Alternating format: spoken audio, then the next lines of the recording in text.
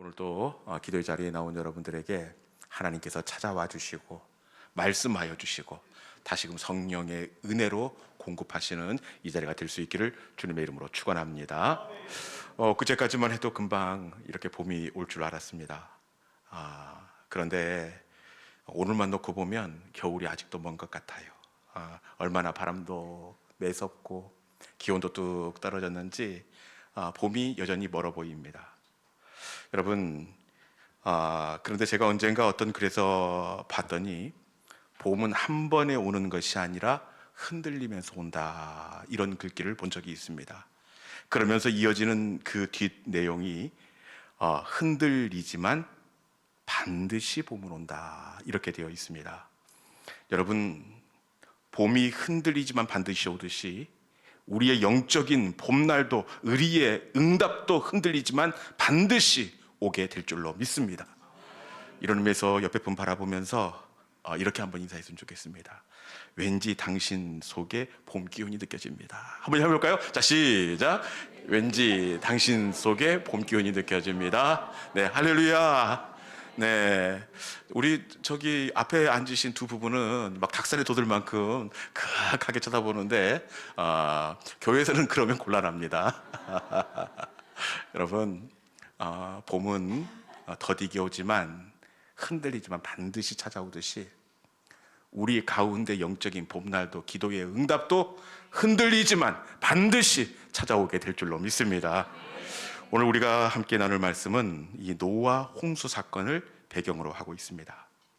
얼마나 물이 넘쳐났느냐, 이 성경은 높은 산들의 15규빗까지 물이 찼다. 한 규빗은 이 손끝에서 팔꿈치까지 약 45cm, 15규빗 약 7m 이상, 이렇게 높은 산들의 봉우리가 잠기게 되었다 말씀하고 있습니다. 여러분, 이때 분명히 에베레스트 산도 잠겼을 것입니다. 도대체 모든 산들의 봉우리까지 푹 잠길 만큼 이 많은 물들이 어디서 쏟아졌을까요?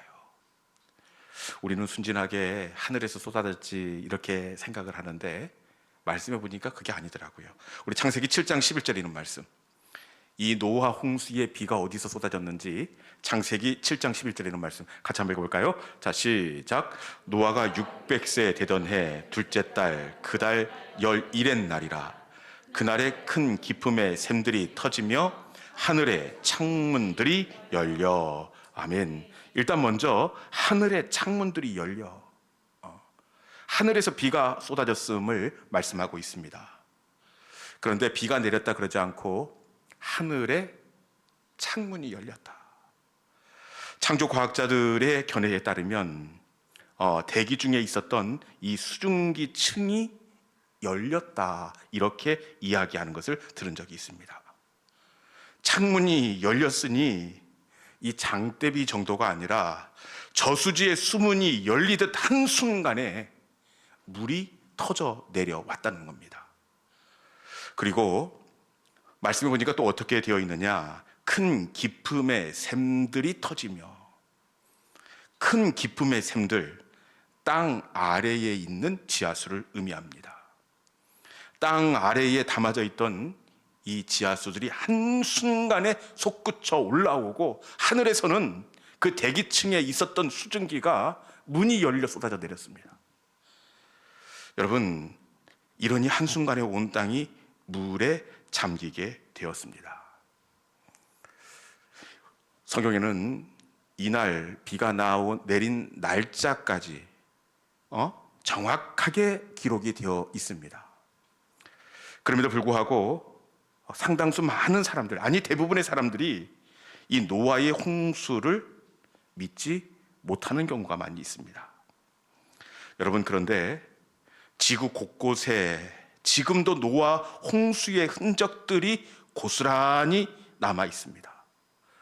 그런데 과학자들은 노아의 홍수라고 이야기하지 않고 과거에 있었던 거대 홍수, 이렇게 이야기를 합니다.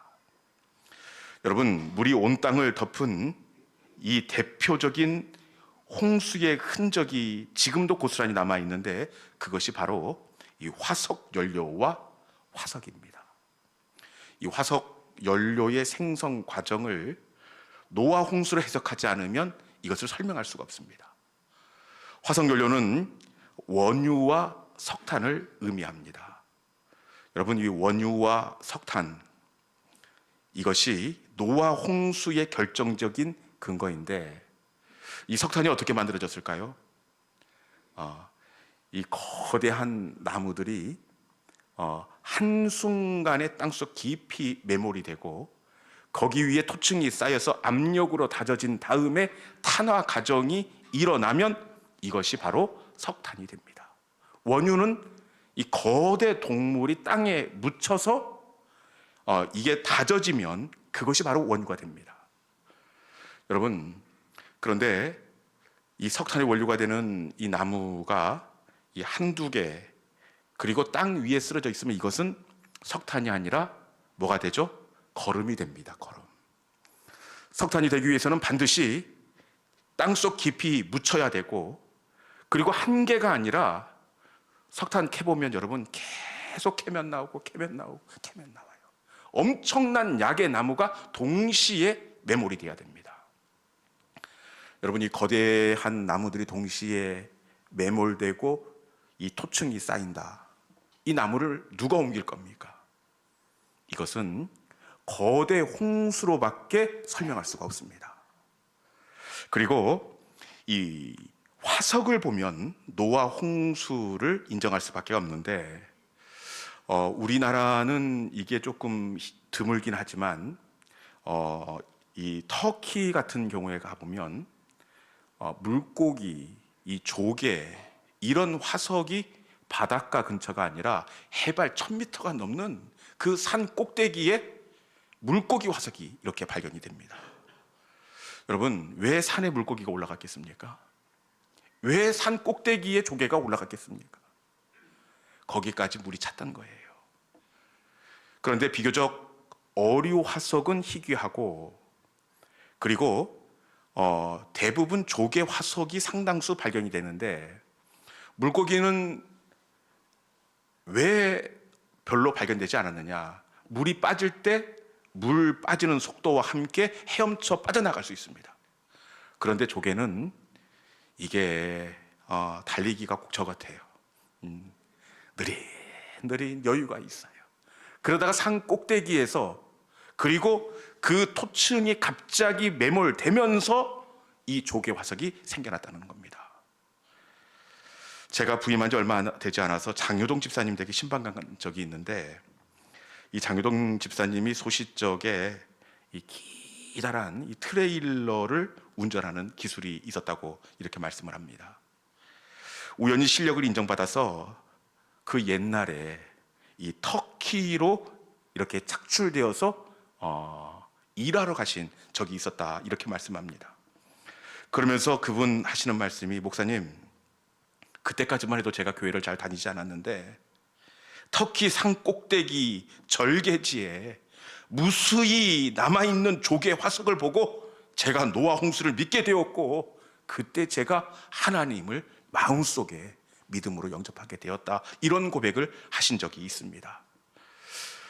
제가 설명해 봐야 한계가 있는데, 우리가 매달 그 5주가 들어있는 달이 있지 않습니까? 그렇죠. 네. 3월 달에 5주가 있고, 이 5주가 있는 마지막 주 주일 찬양 예배는 우리가 세미나로 이렇게 진행을 하는데, 이번 3월이 5주가 들어 있습니다. 그래서 5주 세미나의 주제는 창조과학회에서 하나님의 창조에 대한 테마로 이렇게 준비를 하고 있습니다. 저는 이만큼 하고 전문가가 와서 더 아마 창조의 그 사실에 대해서 이렇게 함께 나누는 자리가 있을 터인데, 그때는 우리 자녀들도 함께 왔으면 좋겠습니다. 여러분, 지금 노아 홍수가 하늘에서 문이 열리고 땅에서 깊은 샘이 터져서 물고기와 조개가 산에 올라갈 만큼 온통 물천지가 되었습니다. 창세기 7장 20절에 보면 이 상태로 땅에 150일 동안 물이 넘쳐났다. 이렇게 되어 있습니다.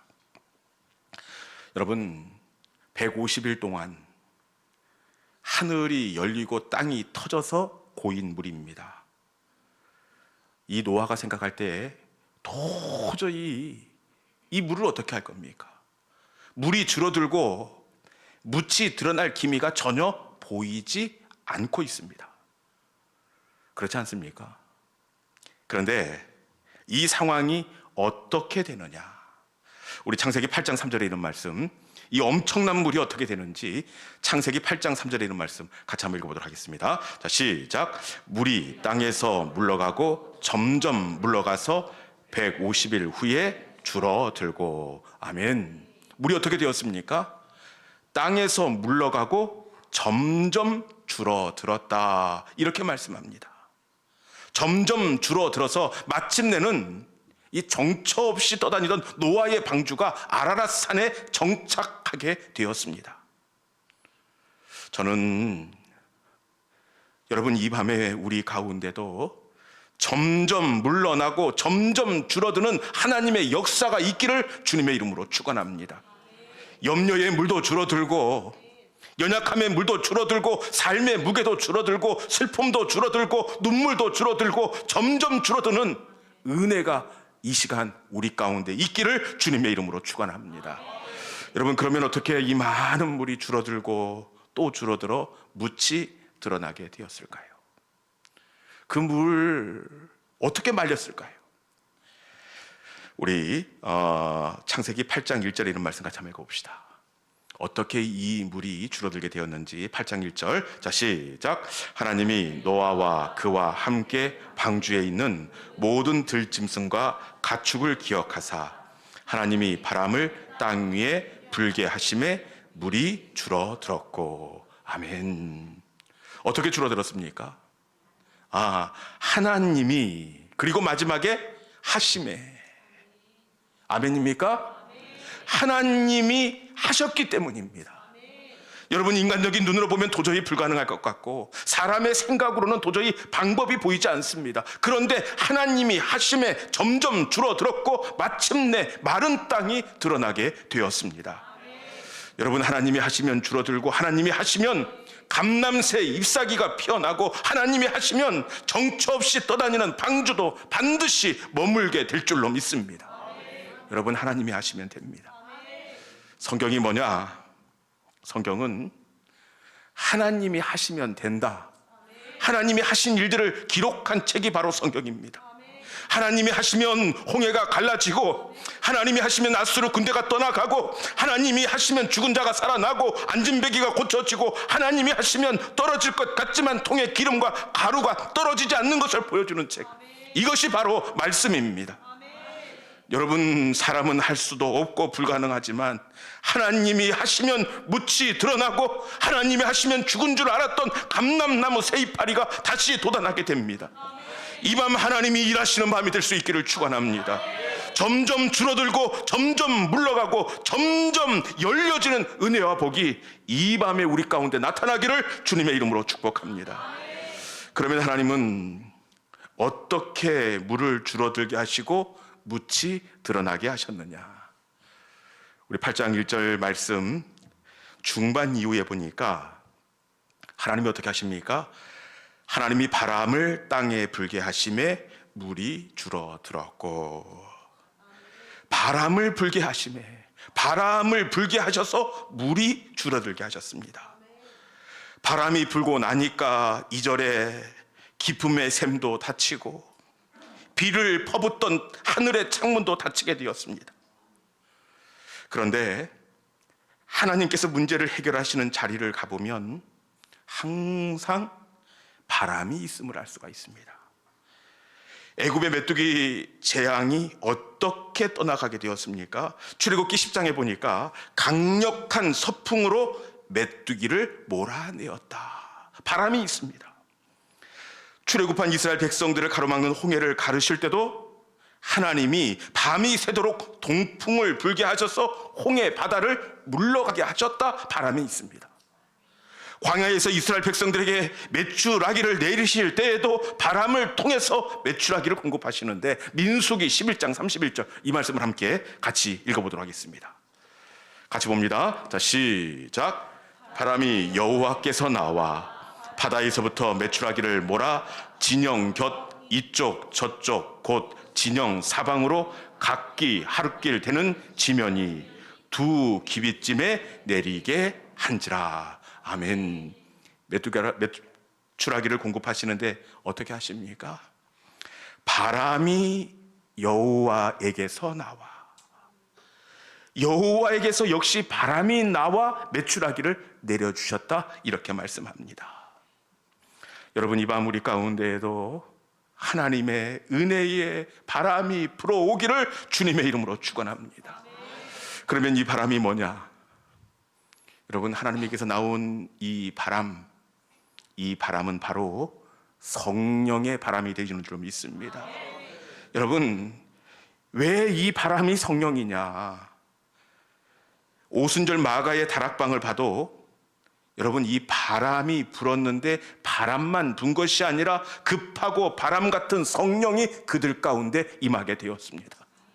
에스겔 골짜기의 마른 뼈에 생기가 들어가는데, 생기야 사방에서 불어와 저들 가운데 들어가 살아나게 하라. 생기야 불어오라. 여러분, 이 생기, 하나님의 기운 역시 바람이었습니다. 여러분, 이 시간 성령의 바람이 불어올 때 마른 뼈와 같은 우리도 살아나게 될 줄로 믿습니다. 성령의 바람이 불어올 때에 가로막힌 홍해도 갈라지고 우리를 갉아먹은 영적인 메뚜기도 서편 바다로 떠나가게 될 줄로 믿습니다. 이 밤 성령의 바람, 기적의 바람이 다시 불어오기를 주님의 이름으로 축원합니다. 그러면 성령의 바람, 이 바람을 어떻게 우리가 맞을 수가 있느냐? 여러분, 이 성령의 바람은 말씀의 자리에 불어오는 바람이 되는 줄로 믿습니다. 사도행전 19장에 보면 에베소 교회에 강력한 성령의 바람이 붑니다. 바울의 몸에 있었던 손수건이나 앞치마를 얹으면 병든 사람이 고침을 받고 악기가 떠나갑니다. 강력한 성령의 바람입니다. 그런데 이 바람이 언제 불었느냐? 사도행전 19장 20절에 이런 말씀입니다. 사도행전 19장 20절 말씀 같이 봅니다. 자, 시작. 이와 같이 주의 말씀이 힘이 있어 흥왕하여 세력을 얻으니라. 다시 한번 읽어봅시다. 강력한 성령의 바람이 이와 같이, 다시 한번 읽어봅시다. 자, 시작. 이와 같이 주의 말씀이 힘이 있어 흥왕하여 세력을 얻으니라. 아멘. 여러분, 이 성령의 바람이 불었던 그곳에 말씀이 먼저 선포되었습니다. 말씀이 선포될 때 성령님의 일하심이 성령의 기적으로 그 가운데 나타나게 되었습니다. 여러분, 말씀의 자리는 하나님이 선포되어지고 말씀의 자리는 하나님이 일하시는 성령의 바람이 불어오는 자리가 되는 줄로 믿습니다. 그리고 언제 성령의 바람을 우리가 맞을 수 있느냐? 우리가 기도할 때 성령의 바람을 경험하게 될 줄로 믿습니다. 누가복음 11장 13절입니다. 누가복음 11장 13절에 있는 말씀 같이 한번 읽어보도록 하겠습니다. 자, 시작. 너희가 악할지라도 좋은 것을 자식에게 줄 줄 알거든 하물며 너희 하늘 아버지께서 구하는 자에게 성령을 주시지 않겠느냐 하시니라. 아멘. 성령의 바람이 언제입니까? 구하는 자에게 성령을 주시지 않겠느냐? 구할 때입니다. 기도할 때 성령, 바람 같은 성령은 찾아오고 기도할 때 성령님은 일하심으로 우리 가운데 성령의 바람을 경험하게 하실 줄로 믿습니다. 이 밤에 우리의 기도의 자리에 여러분, 구할 때 좋은 것 성령을 주시지 않겠느냐? 그 주님의 약속이 우리의 간구의 자리에도 동일하게 성취될 줄로 믿습니다. 여러분, 이 저녁에 하나님에게서부터 시작된 은혜의 바람이 우리 가운데 불려지면 여러분, 우리의 삶에 나도 어쩌지 못했던 그 물들이 줄어들게 되고 여러분, 마침내는 묻이 드러나고 죽은 줄 알았던 감람새 그 가지에 푸른 잎이 돋아나게 될 줄로 믿습니다. 이 밤에 은혜의 바람, 성령의 바람, 말씀의 바람이 우리 가운데 불어오기를 주님의 이름으로 축원합니다. 이 시간 말씀을 기억하면서 주님, 이 밤에 창궐했던 홍수 위에 불려졌던 은혜의 바람, 성령의 바람, 우리 가운데도 주님 불게 하여 주옵소서. 주님, 하나님이 하심에 점점 줄어들었더라 이렇게 말씀하시는데, 하나님이 하시면 나도 어쩌지 못하는 그 창이란 물들 말라지고 점점 줄어들게 될 줄로 믿습니다. 주님, 이 땅의 황무함을 보시고 황무한 나를 보시고 하늘의 문을 여시고 성령의 바람을 우리 가운데 불게 하여 주시옵소서. 주신 말씀을 기억하면서 우리 함께 찬양의 자리로 나가도록 하겠습니다.